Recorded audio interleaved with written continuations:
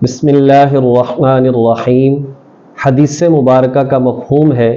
کہ کسی شخص کو کوئی مصیبت پہنچے، کوئی تکلیف پہنچے، کوئی نقصان ہو جائے، کوئی چیز گم ہو جائے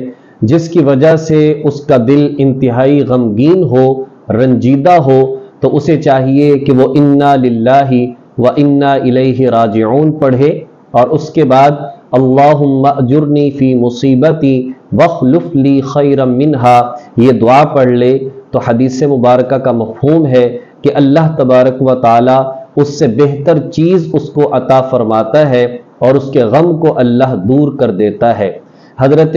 ام المؤمنین ام سلمہ رضی اللہ تعالی عنہ فرماتی ہیں کہ میرے شوہر حضرت ابو سلمہ رضی اللہ تعالی عنہ ایک بہترین خامند تھے، نبی علیہ الصلاۃ والسلام پر ابتدا میں ایمان لائے، حضور علیہ الصلاۃ والسلام کے ساتھ شروع میں ہجرت فرمائی۔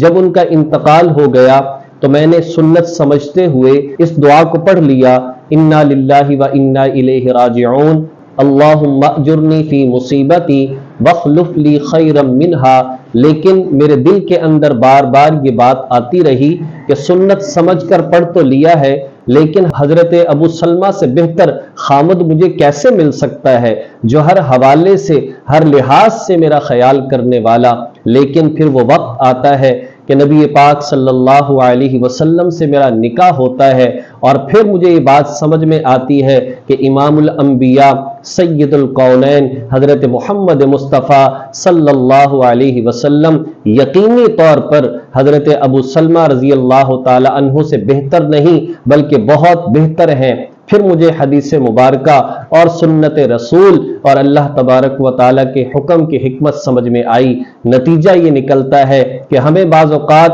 ان اعمال کی حکمتیں نظر نہیں آتی، ان دعاؤں کے فوائد نظر نہیں آتے، لیکن یقینی طور پر حضور علیہ الصلاۃ والسلام کے طریقوں، آپ کی باتوں، اللہ کے احکامات میں بے شمار حکمتیں اور فائدے ہیں۔